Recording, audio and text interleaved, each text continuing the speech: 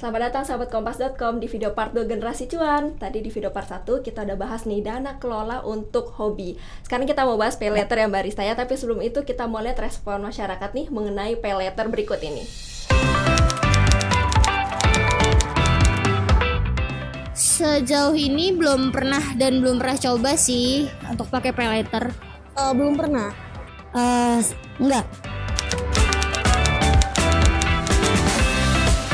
Nggak penting-penting amat deh untuk bikin pay letter gitu, karena pasti nanti ada keperluan yang lebih penting dari itu. Kalau untuk foya-foya doang kayaknya enggak Apa-apa sih, karena kan emang mereka butuh untuk style gaya hidup sih. Menurut saya anak muda untuk keperluan konsumtif itu harusnya dia menginginkan kebutuhannya daripada keinginannya. Mungkin nanti akan lebih bergunanya pas sudah berkeluarga. Kayak dana-dana kesehatan tuh pasti dibutuhin banget untuk pay letter. Ya walaupun nggak tahu nanti ke depannya kayak mana, yang jelas pasti kebutuhannya kalau udah lebih dewasa tuh pasti lebih berguna sih. Keperluan yang mendadak atau benar-benar butuh. Dengan adanya pay letter di Indonesia, pay letter ini bisa digunakan untuk kebutuhan seperti kuliah, hobi dan lain-lainnya, dengan untuk mengembangkan skill.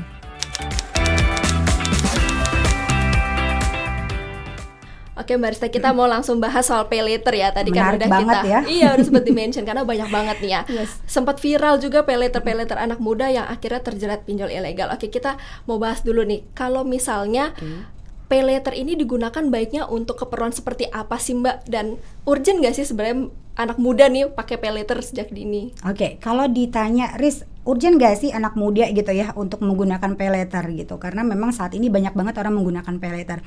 Nih, aku balik tanya deh ke Melis gitu ya sama sahabat kompas.com gitu. Menurut Melis sendiri, perlu gak sih kita gunain pay letter? Kalau lagi nggak kepepet banget, nggak deh kayaknya. Jadi digunakan hanya dalam kondisi kepepet ya? Hmm. Oke, kalau misalnya ada nggak nih teman-teman sahabat kompas sendiri gitu ya, Melis pernah curhat nih sama Melis gitu. Alasan-alasan mereka menggunakan pay letter itu apa sih kira-kira?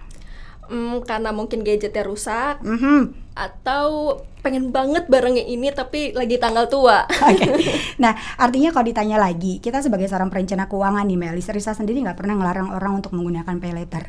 Pakai aja pay letter nggak apa-apa gitu. Tapi tadi lihat tingkat kebutuhannya, apakah ini yang akan dibeli itu memang urgent banget barangnya gitu ya, memang harus banget dibeli. Karena tadi misalnya Melis bilang, wah handphone aku rusak nih gitu. Sedangkan di situ data pekerjaan segala macam ada di situ semua, dan mau nggak mau uang lagi nggak punya. Menggunakan pay letter salah satu pilihannya. Ya nggak apa-apa juga. Kenapa? Karena memang tingkat kebutuhannya memang lagi tinggi banget gitu ya, urgent banget nih.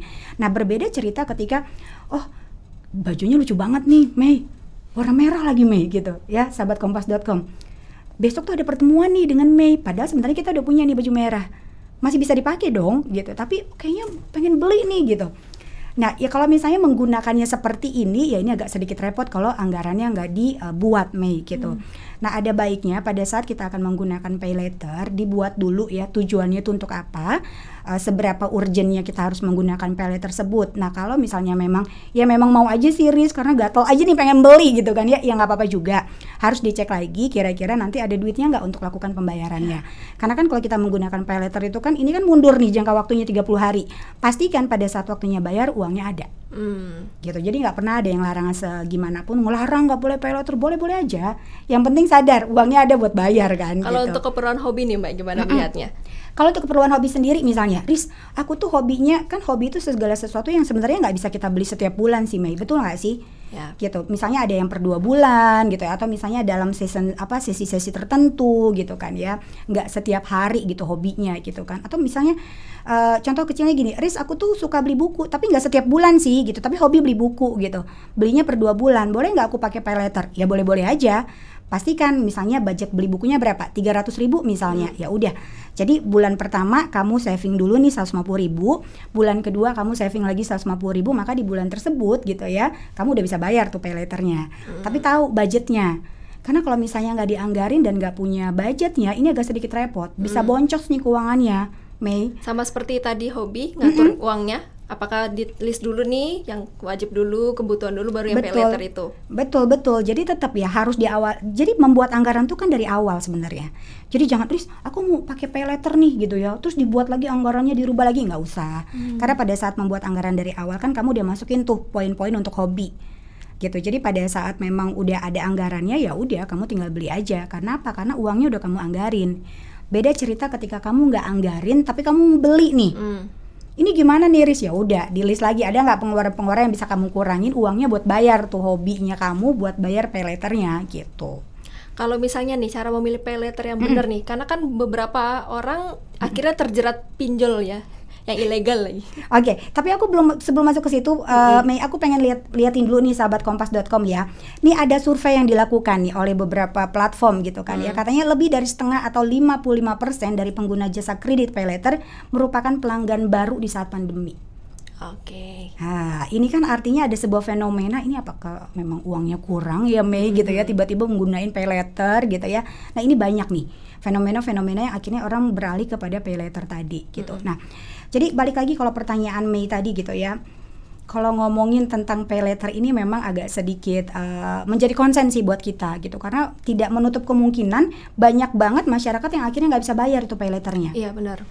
Gitu kan, itu mempengaruhi juga kan gitu ya. Nah, banyak sekali kan ya Mei saat ini yang berdasarkan data tadi pengguna baru hampir 55% gitu kan ya. Nah, terus gimana sih Riz cara memilih pay letter yang tepat atau yang benar? Sudah pasti satu, harus pilih yang terdaftar di Otoritas Jasa Keuangan ya.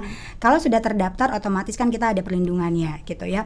Nah, kemudian tadi pilihlah, dilihat dulu nih tingkat bunganya ya, lihat dulu suku bunganya itu berapa yang mereka berikan gitu. Nah, kemudian tadi kamu juga pilihnya yang sesuai nih dengan kebutuhan kamu saat ini kan banyak banget ya yang memberikan pay letter gitu dari platform atau e-commerce gitu.